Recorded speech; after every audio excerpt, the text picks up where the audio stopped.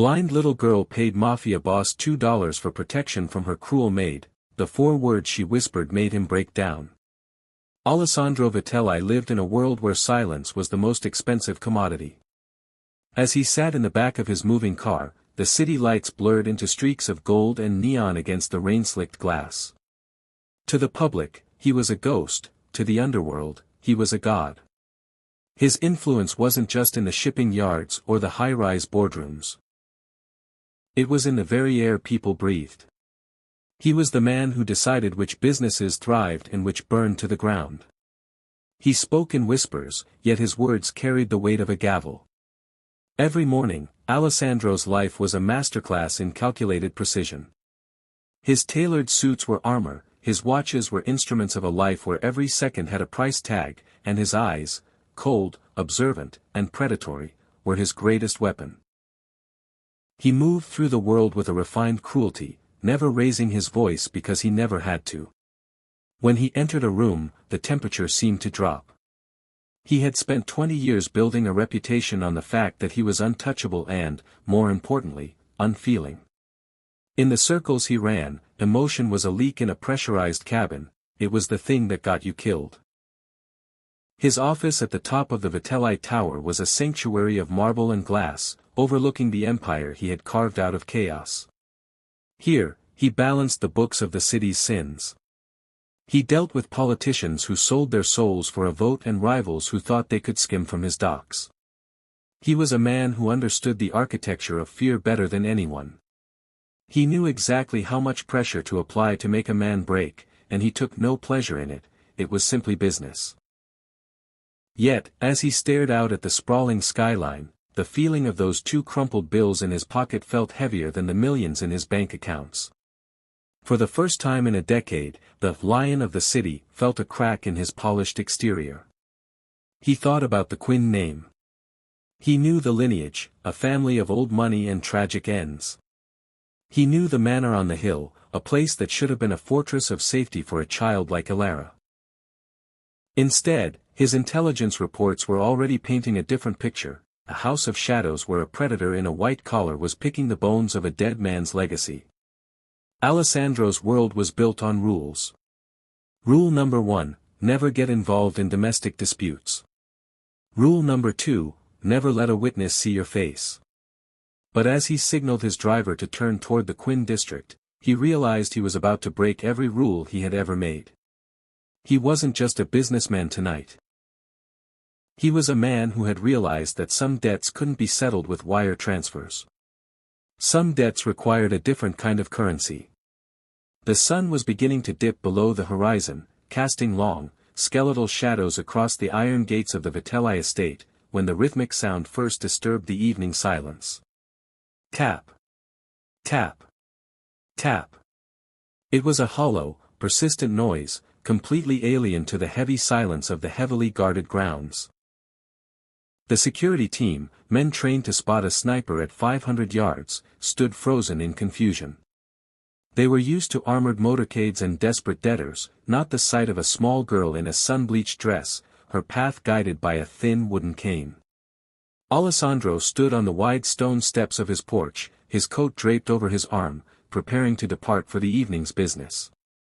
He watched as Elara Quinn navigated the cobblestones with a terrifying, quiet dignity. She moved like a ghost through a minefield, her oversized dark sunglasses reflecting the harsh orange glow of the dying sun. Behind her, miles away in spirit but only feet away in reality, stood Margot Hensley.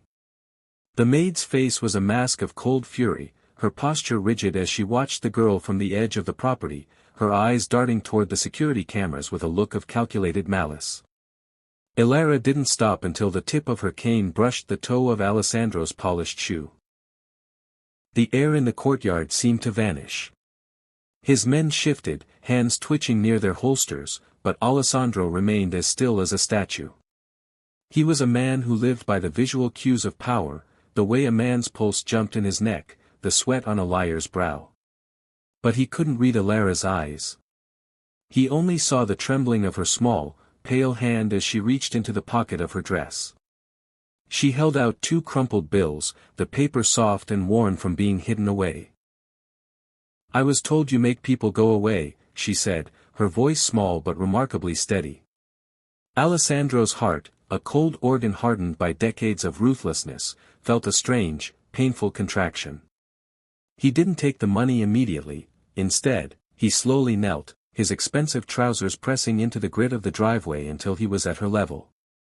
The people I make go away usually deserve it, Alessandro murmured, his voice a low rumble. Why are you here, Elara? The girl stepped closer, the scent of lavender and old dust clinging to her. She leaned in, her pigtails brushing his shoulder. As she spoke, the world around them, the guards, the cars, the looming mansion, faded into nothingness. She whispered 4 words into his ear, her breath warm against his skin, yet the message was cold enough to freeze his blood. Make the hitting stop. As she pulled back, the dark sunglasses slipped slightly, revealing a faint, purplish bruise near her temple that had been hidden by her hair. Alessandro took the $2. He stood up slowly, his gaze shifting past the girl to the woman standing at the gate. Margot's expression shifted from irritation to a sudden, sharp flicker of fear as she met the eyes of the Vitelli lion. She had come to fetch a child, she hadn't realized she was staring at her own executioner. The Quinn Manor was an architectural masterpiece of marble and mahogany, but to Elara, it had become a labyrinth of sensory traps. Since the passing of her parents, the house no longer smelled of her mother's gardenias, it smelled of floor wax and the bitter, metallic scent of Margot's cold tea. As Margot led Elara back through the heavy oak doors, the woman's grip on the girl's small arm was like a vice, her fingers digging into the soft skin just above the elbow. The moment the door clicked shut, the facade of the worried caregiver evaporated. Inside the sprawling estate, the silence was oppressive. Margot didn't speak, she moved with a sharp, aggressive energy that Elara could feel in the vibration of the floorboards. To a sighted person, the house looked pristine, but Elara knew the truth. Margot had begun systematically stripping the manor of its soul.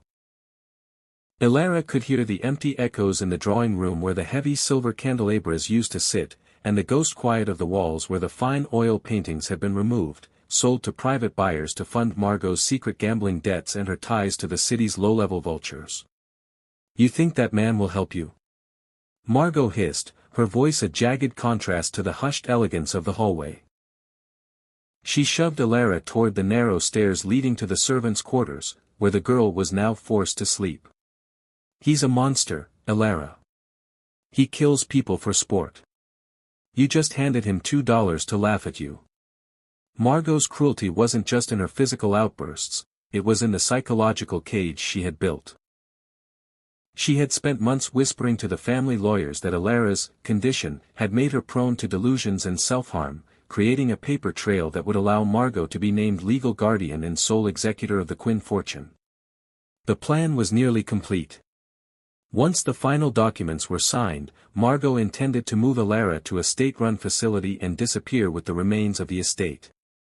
That evening, as Margot sat in the grand study, sipping expensive brandy that wasn't hers and leafing through Elara's trust fund papers, she felt a strange prickle on the back of her neck. She looked toward the darkened window, seeing only her own sharp reflection. She didn't know that the monster Elara had visited wasn't laughing. She didn't know that Alessandro Vitelli's men were already positioned in the tree line, watching the manor's lights flicker out one by one. In the attic, Elara sat on her small cot, her fingers tracing the empty space where her mother's locket used to hang before Margot took it for safekeeping. She had no sight, but she had a memory of the way Alessandro's voice had sounded, not like a monster, but like a storm that was coming to wash the house clean. In the sterile, high-tech war room of the Vitelli Tower, the mood was somber. Alessandro sat at the head of the mahogany table, the $2 crumpled placed neatly in the center of his blotter like a sacred relic. On the wall-sized monitors, high-definition thermal images of the Quinn Manor flickered to life. His lead scout, Marco, stepped into the light, his face grim as he dropped a folder of long-lens photographs onto the desk. "It's worse than a bad maid, boss," Marco said, his voice tight. "We ran a deep dive on Margot Hensley. She isn't just a disgruntled employee. She's the sister of Rat Moretti, a bottom feeder who runs a crew of home invasion specialists. They don't just rob houses, they bleed them dry from the inside. Alessandro leaned forward, his eyes narrowing as the screen zoomed in on a grainy image taken through a second-story window. It showed Margot standing over Alara, her face contorted in a sneer.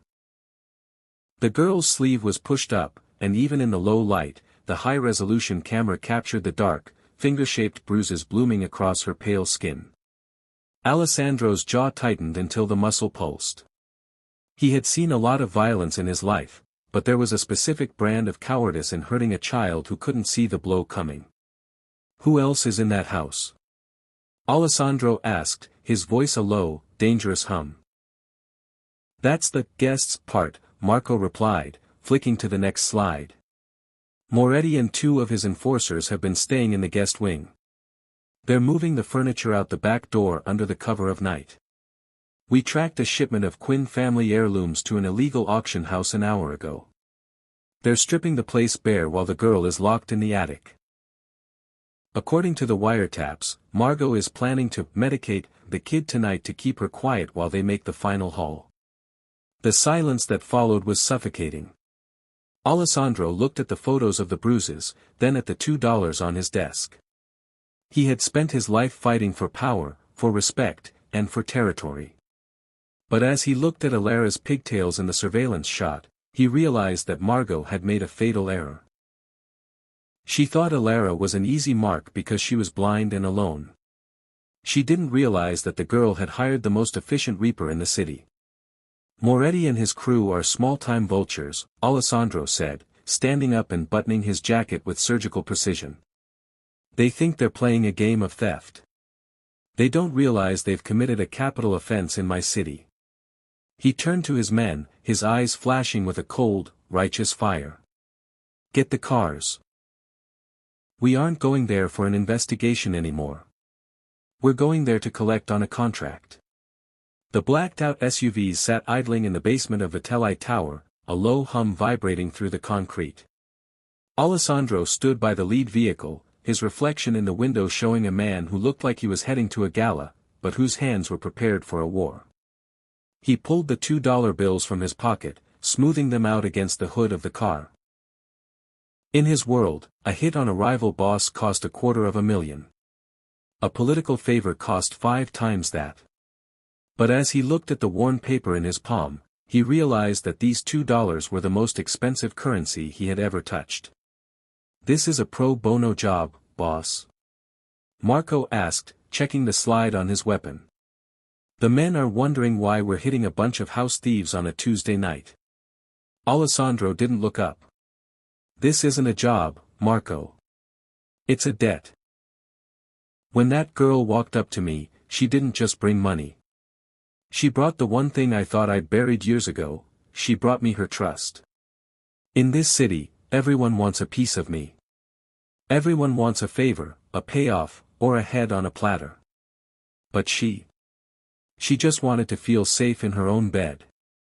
He folded the bills carefully and tucked them into his breast pocket, right over his heart. "If I don't honor this, then every brick in this empire is a lie." The weight of the contract was staggering.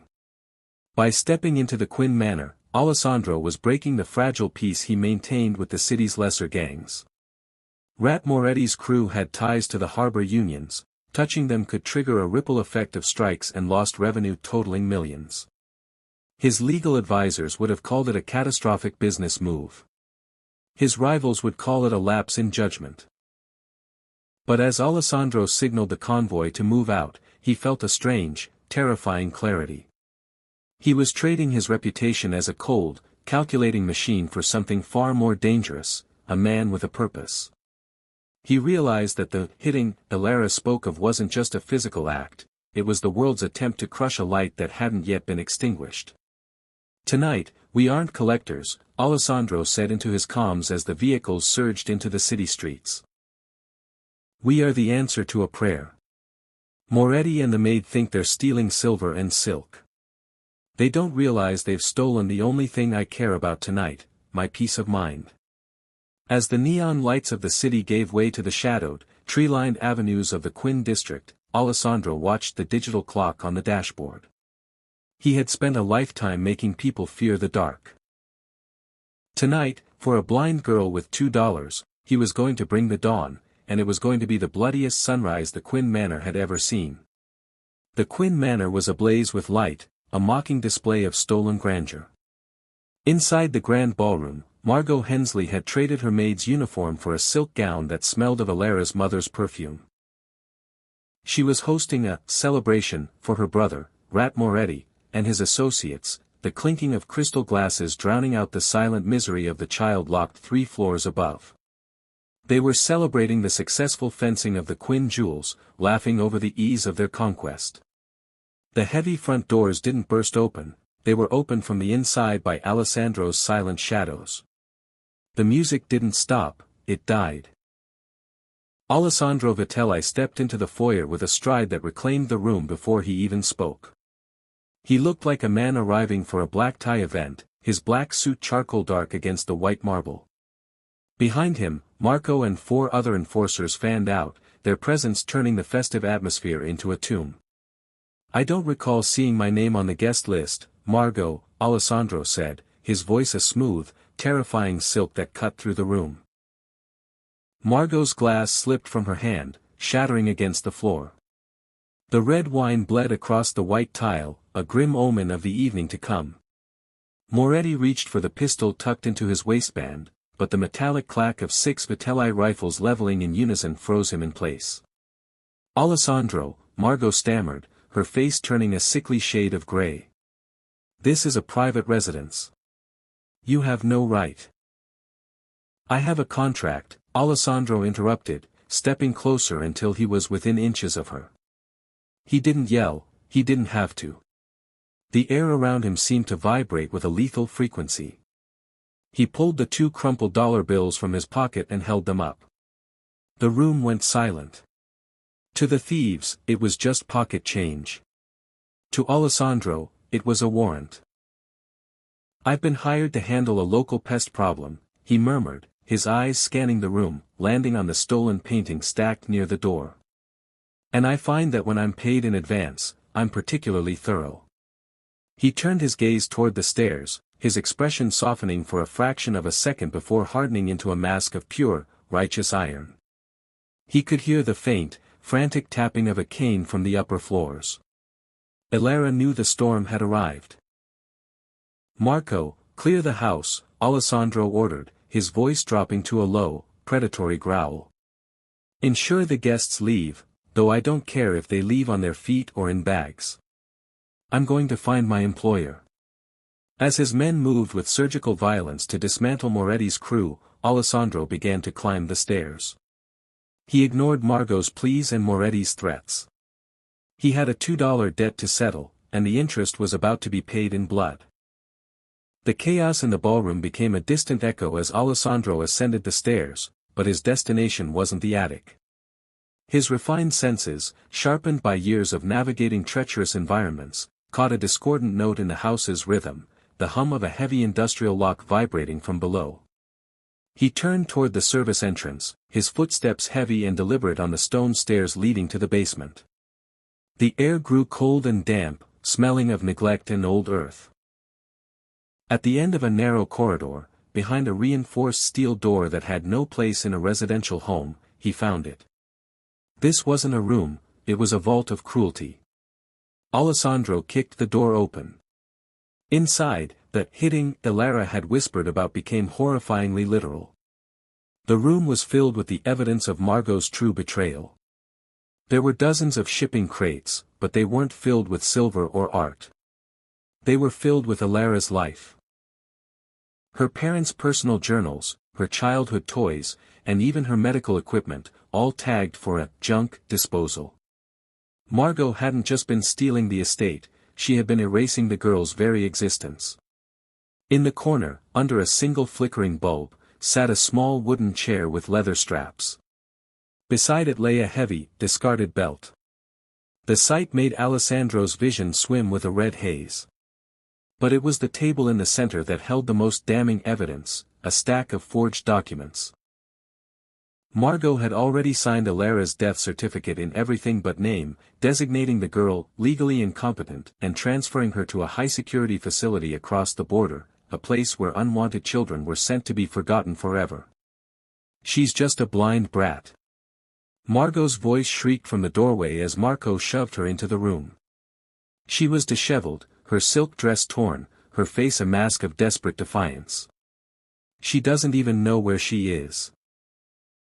I was doing her a favor, giving her structure. Alessandro didn't look at her. He walked over to the table and picked up a small, hand-painted picture that had been discarded in the trash.